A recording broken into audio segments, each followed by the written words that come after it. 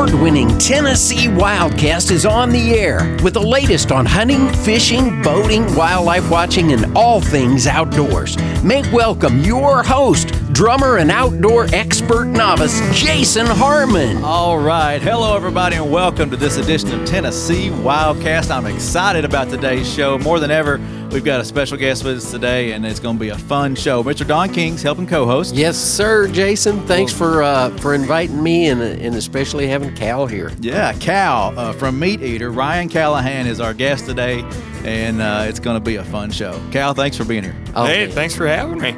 Appreciate it. He's been in Tennessee for a few days, and we're going to catch up on all that, but it's just a pleasure to have you, and excited about what we're going to talk about today. So remember, if you're tuning in on the radio, go watch this show, because it's cool to see this show. It's not cool to see us, it's just cool to see what's going on in the room. And you'll notice an extra camera in the room this time, too. Yeah. So we've got Jason working on some footage for who knows where this footage will end up, you know.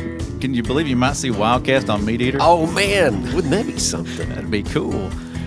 So anyway, Ryan Callaghan is one of the co-hosts on MeatEater and the Director of Conservation. Tell us what the Director of Conservation is for MeatEater. It's a heck of a title, but I mean the neat thing is it's the dream job, right? Like I've always been very conservation oriented. I think like most folks, long before I even knew what the word conservation really meant. Mm-hmm. And now it's my job. So I get to work with a lot of nonprofit agencies, a lot of state agencies on, both the good and the bad parts of managing wildlife and all the issues that, trying to fix problems from DC down. There's as many people management problems along with that, aren't there, as far as you may as well just lump us in with the wildlife. Yeah, right. Yes, absolutely. But I mean, that's really the gig. So on the one part of things, I can help work with nonprofit conservation-based agencies, work with them on messaging, get that out on a bigger platform, help tell the story and get it in front of folks that aren't going to necessarily be paying attention to like a hook and bullet conservation group, or folks that aren't necessarily going to be paying attention to a state agency that's associated with the hook and bullet crowd. Gotcha. Because, we really have the ability to talk to folks that, they like the idea of nature, they're just not interacting with it every day. Mm-hmm. And sometimes they don't even know that they like the idea of nature, but they like food. And we talk about food a lot, right? And so we have the ability to, talk to folks on a lot of different levels, and it always comes back to the outdoors, hunting, fishing, these conservation messages, how everything kind of ties together, how we're a piece of the puzzle, how funding's a piece of the puzzle, literally down to from, bumblebees, sometimes the lack thereof, all the way up to, your big charismatic megafauna like elk and your guys' giant non-typical state record whitetail out there. So, or world record, state record. World record. Yeah. World record. It's pretty crazy that came out of Tennessee. And you talk about the funding, it's people love wildlife and like to watch it, and then they don't know how to help. There's ways out there to help. Just buy a hunting fishing license. Yes. But anyway, buy a duck stamp. Yeah. Something easy. You can even mail something with it. Yep. There you go. I mean, so tell us about MeatEater. What's that show all about? Some folks may not know, and I want to hear it from you, and let the folks know what MeatEater is and how it came about. Well, my good friend Steven Ranella started this show called MeatEater, and there's a big cast of characters, both primarily behind the scenes, that are involved in this project, and it's really just something that's taken off like wildfire. And it started with a show on the Travel Channel, and then it went to a show with the name MeatEater on the Sportsman's and Outdoor Network. Okay. And then Netflix picked it up. And then when Netflix picked it up, that really, just exposed that show to a huge Whole audience. new audience, I can imagine. Predominantly a non-hunting audience. Right. And yeah, it's just like it's amazing. So I just came on full time with MeatEater in basically the first of the year, but I've been involved with it over the years, and it's just been like the best way to see it, because I was a little bit removed, kind of from the outside looking in. Right. I was working for a company at the time called First Light, and I was the director of conservation at First Light, clothing brand, and we have a very strong conservation ethos at that brand. And so kind of outside looking in, kind of from a sponsor perspective, watching that show grow, looking at who the audience was, and then jumping over and getting on the inside really and looking at it. And it's just it's an incredibly powerful thing watching people interact with that brand, and that media voice Right. is really, really positive and just incredible. And it's the broadest audience, most diverse audience I've ever seen in regards to something that showcases the outdoors. Uh-huh. It's Right. not your normal hunting show. I was watching a few episodes the other night, and it's fun to watch, and it's like you're right there in the hunt, and if you don't take an animal, I was watching the blacktail deer, and it took 3 days before you could even get one. I mean, you're right there with you, and the hard times, you're part of the hard times, part of the fun times, and it's fun to watch. Yeah, and it turns out most folks, it takes them more than 22 minutes to kill something. Definitely. So It takes me a whole year sometimes. yeah, yes, exactly. So, but what's neat about that show is the way Steve presents things. Mm-hmm. It really appeals to a couple of things that everybody loves. And I got stopped in a restaurant in Denver this winter, and this guy's like, "Hey, you're on that cooking show on Netflix." I was like, "Really?" And he grabbed his two buddies at the table, and he's like, "Hey, this is that guy on that cooking show I was telling you about." And so, some people are watching it, and they're like, "Yeah, this is a strange cooking show, but I really like it." Yeah. Right? And some folks it's a hunting show, and some folks think it's a survival show, and really the point of, the media group at this point, what MeatEater is connecting people to the outdoors, whether they're in it all the time or not. Mm-hmm. The majority of us don't get the opportunity to spend a ton of time outside, or sometimes are intimidated by spending a bunch of time outside. Mm-hmm. And this is a great way to connect, and it's a great way to, be able to see a much larger picture than sometimes what outdoor media focuses on, which is just a big fish or a big deer. Yeah. This is a better snapshot of the whole picture. Yeah, what I really like about it is you guys tell the story and why you do it, and the ethic of it, and I've kind of put myself in the position of the viewer, looking in from the outside, especially if you hadn't had much experience outdoors, seeing it. All of a sudden, you're realizing, man, these guys are really, they believe, they've got a passion for what they're doing here, and I understand why. Whether they ever do it or not. Good. If you can relate to it and say, well, yeah, I can really see why that guy likes to do that.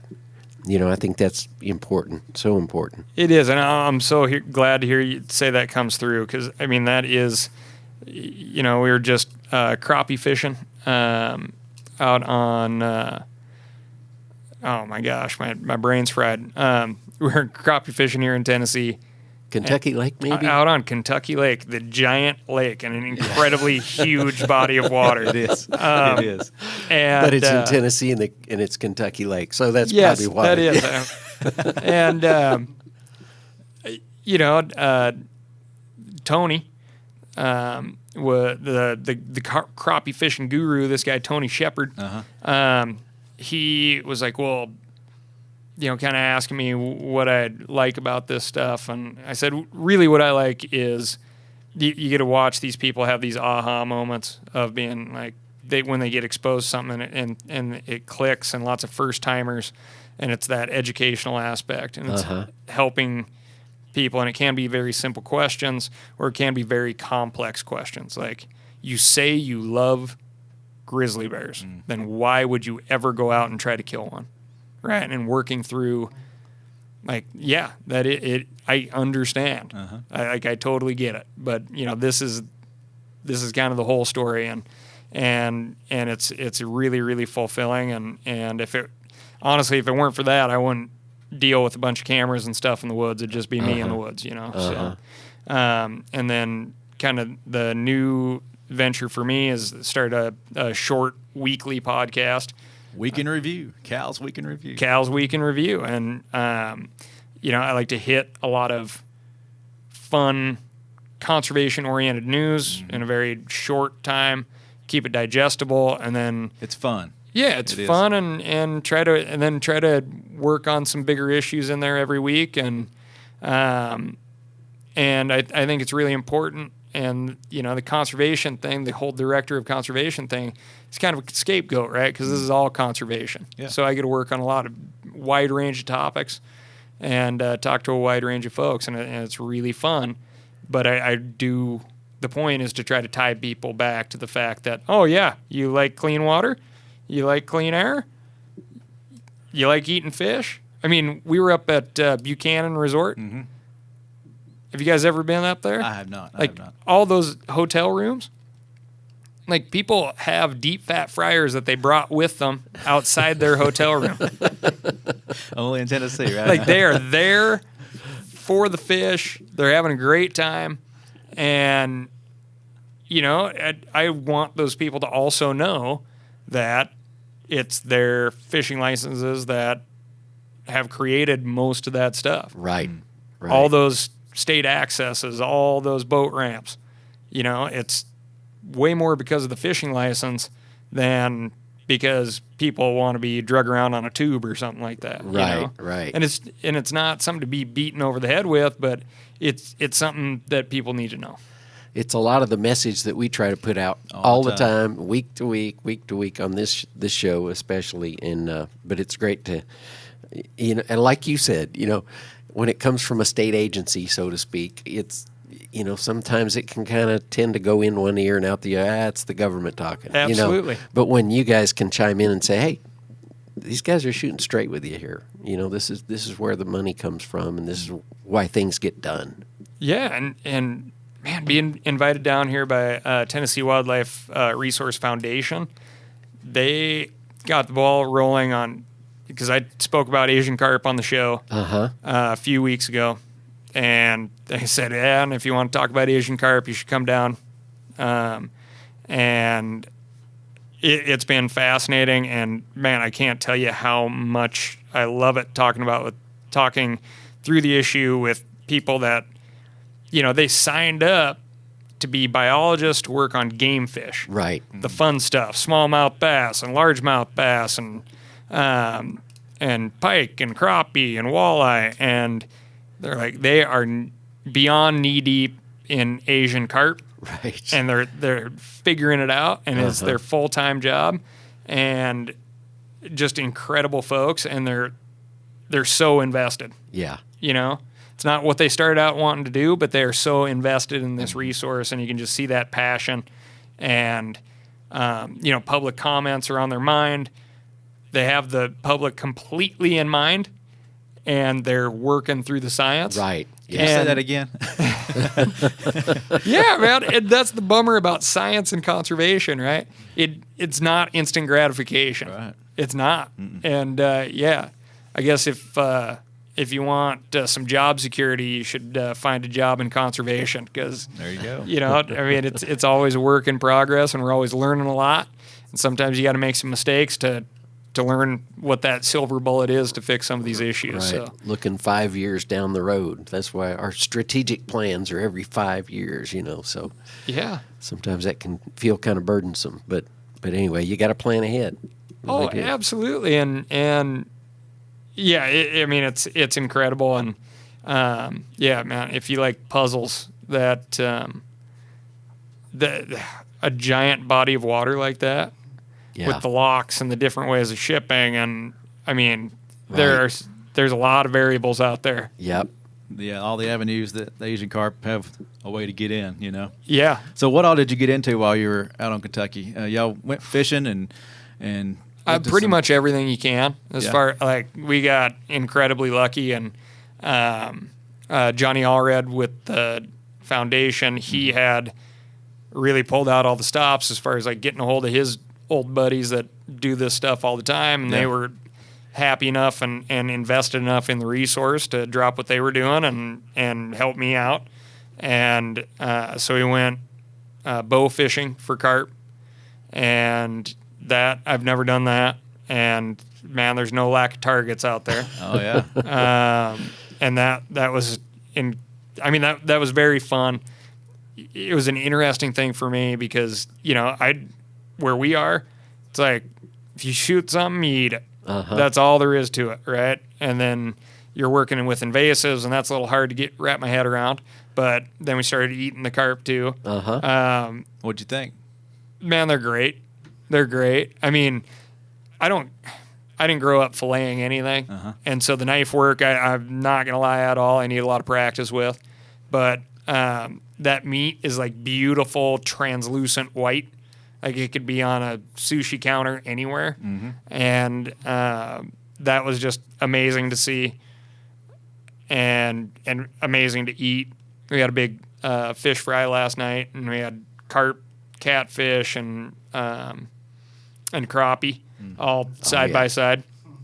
And it was just really funny, right? You have like these highly revered species, game fish species, and then you have carp, which just the word sounds terrible. Yeah. And it was great and fed everybody present, and good. And it was awesome. Nobody turned up their nose at anything. So, and then went grabbing. Okay. Oh yeah, that was hilarious because it was very much this. Well, we have catfish boxes. We do that as well, but. Damian Lovelace is the guy's name. And he's like, I got catfish boxes set up. It's the very end of the season. Probably not going to be anything in there just because it's the end of the season. But if you want to try one, we can. And it was like this very nonchalant thing. And it was like, yeah, it's kind of crazy. Yeah. And I was like, well, yeah, it's hotter than hell. I'll jump in the water. And he's like, okay, well, again, probably ain't going to work out, but this is how it would if you did. And then, I mean, mentally not prepared at all. So did it latch on? Oh, yeah. Yeah? Yeah, I mean, I got... evidence. Oh, there you go. Yeah, I got the cheese grater looking arm right now. I think I saw that on your Instagram page. Yeah. You'd already posted that. Definitely need to watch this version if you're listening on the radio. You got to check this out. Wow. But, so it was, the box is deeper than I thought. So I dived down. Damien was right there. And kind of fumble around a little bit. And then kind of get my hand in the hole. I'm like, okay, nothing there, just like we thought. There wasn't going to be anything here. And then, he's like, well, he said, like, get your arm all the way in the back just in case. And I moved maybe an additional 3.5 inches. And then wham! And, I mean, violent. Like, I was not prepared for the violence. Yeah. And that thing smashed my arm. I mean, I full on, freaked out, like very serious fight or flight response, but I didn't pull my hand out. I just latched on. Grabbed on. And then my head kind of cleared. The cat twisted super hard and smashed my arm into the box. And then, that was enough to kind of let the adrenaline clear a little bit. And then I pulled the thing out of there. And, big flathead catfish. I had no idea they even get that big, but they get a lot bigger than this one. It was probably like 27 pounds. Oh, wow. And just impressive, man. I mean, it's a very hard experience to describe. I can't wait to see the video. Welcome to Tennessee. Oh man, yeah. And then it didn't stop, and we went out and caught crappie, and we visited a North American caviar commercial. Yeah. Really a commercial fishing operation, and but they are commercial fish processing operation, and they were processing a bunch of carp. We hung out in the morning, watched a bunch of these commercial fishermen bringing in carp, got a chat with a bunch of those guys, which was really neat, and talking to them about how, well, yeah, you used to do commercial catfish with long lines, or, big, long trot lines. That is something, yeah, you guys can run a lot of hooks in this state. Yeah. And then, making that switch over to gill nets for the carp. And, those guys were really fired up about it. I was very surprised. Like, they're fishing, which is kind of an international language. And they were, it was really cool. It could have been talking to a gill netter for sockeye in Bristol Bay. I'm sure they were prepping some of that stuff for lobster bait, weren't they? Yeah. Did they talk about that? The 5-6 pounders go to lobster bait. Uh-huh. The next class up, that can be prepped for human consumption. They have an FDA facility right there. And we watched a guy running a real sharp fillet knife in there and prepping a bunch of carp fillets. Uh-huh. And yeah, just very, very impressed how clean white that carp is. Yeah. And yeah, it's just kind of mind blowing, right? Because you have this perception of carp, and I always grew up with it. Super warm water. They're bottom feeders. And the really interesting thing is it's a filter feeder. It eats the exact same thing from the time it's teeny tiny to the time it, could be 80, 90 pounds. Uh-huh. And so a 90-pound fish tastes the same as a 3-pound fish. Yeah.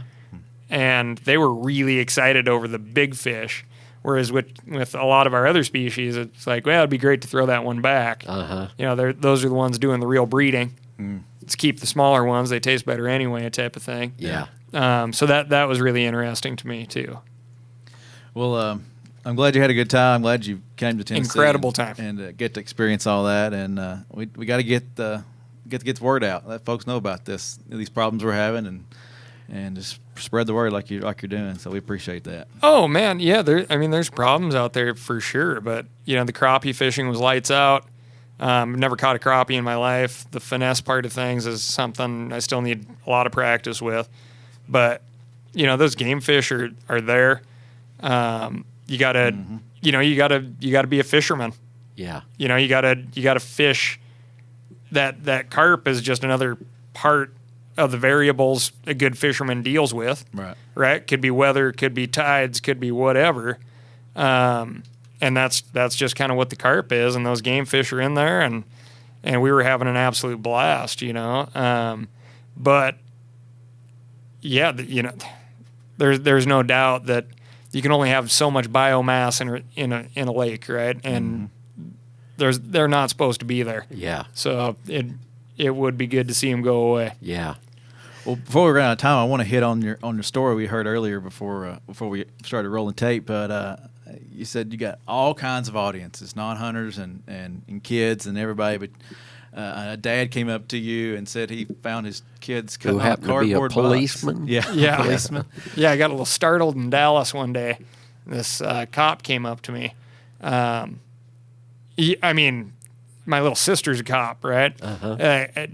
I'm not afraid of police at all. What do you It's just do? they're always a little stern when they first approach, and kind of caught me off guard. And he's like, "Yeah, I wanted to tell you that I walked in the kitchen, and my two little kids, a boy and a girl, he's like, I thought they were playing with a cardboard box, and they explained to him that they were cutting up a deer."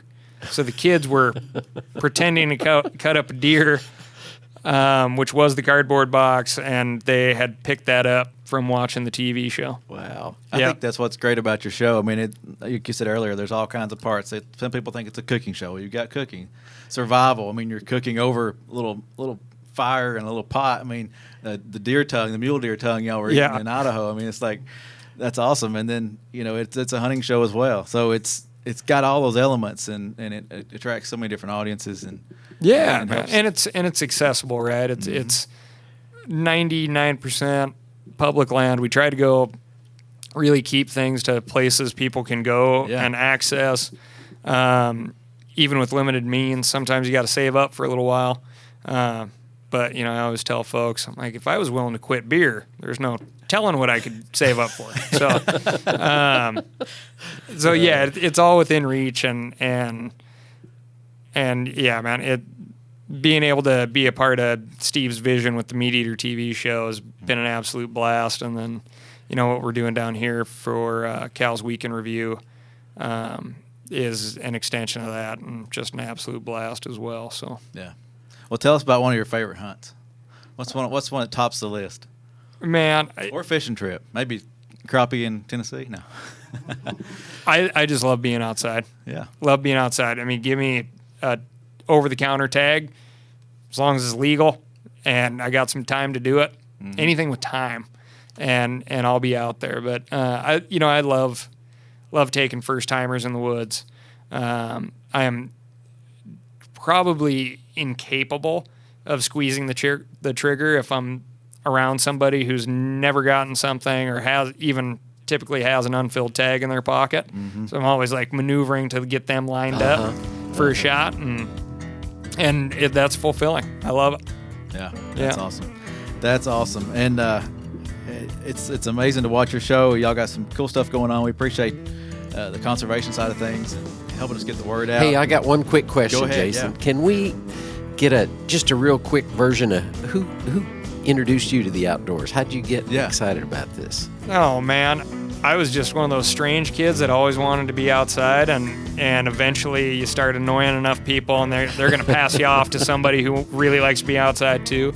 So, yeah, I had a string of next-door neighbors when I was a little kid who put up with me. Some of them were just going off to college. They still made time for me, so that's a good lesson there. And then eventually my dad, his secretary, my dad made a lot of time too, and it just was not his forte, but he made the time, which is the biggest thing. Good. And eventually his secretary, her husband was an outfitter, and that turned into the first outfitter I ever worked for. But that man had the patience of Job, because as soon as I locked into him, I mean, I was skipping school to just stay there and ask him questions. So, well, we appreciate you, Cal, being on, and make sure you check out Cal's Weekend Review podcast. Check out MeatEater, and thanks again. Appreciate you. Hey, thank you guys so much. Thank you, Cal. All right, we'll see y'all next time on Tennessee WildCast. Thanks for tuning in.